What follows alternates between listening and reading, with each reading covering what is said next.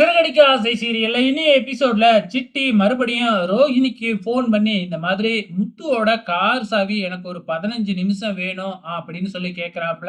So முத்துவ என்ன விஷயத்துல மாட்டி விட போறாப்ல அப்படின்னு தெரியல. அது மட்டும் இல்ல, ரோஹிணி கிட்ட மறுபடியும் அந்த பிஏ வந்துட்டான் அப்படின்னு சொல்லி பிளாக்மெயில் பண்ண ஆரம்பிக்கிறாங்க.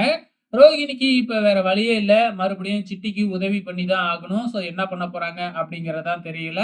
இந்த பக்கம் பாத்தீங்கன்னா, நம்ம முருகனும், வித்யாவும் வீட்டுக்கு அட்வான்ஸ் குடுக்கறதுக்காக வந்திருக்கிறாங்க. அதே மாதிரி அந்த கதிரும், கதிரோட மனைவியும் பாத்தீங்கன்னா, அங்கேயே தான் இருக்கிறாங்க. ஆனா, நம்ம முருகன் இருந்துகிட்டு, எங்களுக்கு வேண்டப்பட்டவங்க 2 பேரும் வரணும். அவங்க வந்ததுக்கு அப்புறம் அவங்க கையால தான் குடுப்பேன். அப்படின்னு விடாப்பிடியா இருக்கிறாப்ல நம்ம முருகன். சரி அப்படின்னு அவங்களும் ஒத்துக்கிறாங்க. உடனே முருகன் முத்துவுக்கு ஃபோன் பண்ணி, "நீங்க 2 பேரும் வரணும். நீங்க உங்க கையால தான் குடுக்கணும்." அப்படின்னு கெஞ்சி கேட்கிறாப்ல நம்ம முருகன். முத்துவும், "நீங்களே குடுத்துறேன்டா" அப்படின்னு சொல்லி பார்க்கிறாப்ல. ஆனா முருகன் முடியவே முடியாதுன்னு சொல்லிடுறாப்ல. "சரிடா வரோம்" அப்படின்னு முத்து ஒத்துக்கிறாப்ல.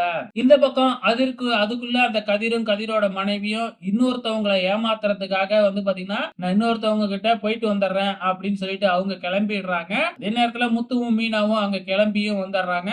போய் ரூமுக்குள்ள உட்காந்து பணத்தெல்லாம் எடுத்து தாம்பாளத்துல பழம் எல்லாம் வச்சு பணத்தை பத்தியே பேசிக்கிட்டு இருக்கிறாங்க. கொஞ்ச நேரத்துல வெளியில போன கதிரும், கதிரோட மனைவியும் உள்ளார வந்துடுறாங்க.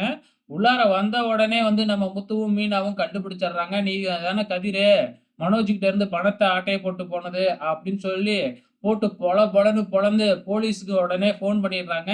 அதே நேரத்துல மனோஜுக்கும் ஃபோன் பண்ணிடுறாங்க. சோ, இப்ப மனோஜும், ரோகிணியும் அங்க வந்துடுறாங்க. அவங்க 2 பேரும் அடி பொல பொலன்னு பொளக்குறாங்க வந்ததுக்கப்புறம். அதுக்கப்புறம் பின்னாடியே நம்ம போலீஸும் வந்துடுறாங்க. போலீஸ் கேட்கும்பொழுது பணமெல்லாம் செலவாயிடுச்சு அப்படின்னு அவங்க 2 பேரும் சொல்றாங்க. சோ, போலீஸ் அவங்கள அரெஸ்ட் பண்ணிக்கிட்டு போயிடுறாங்க.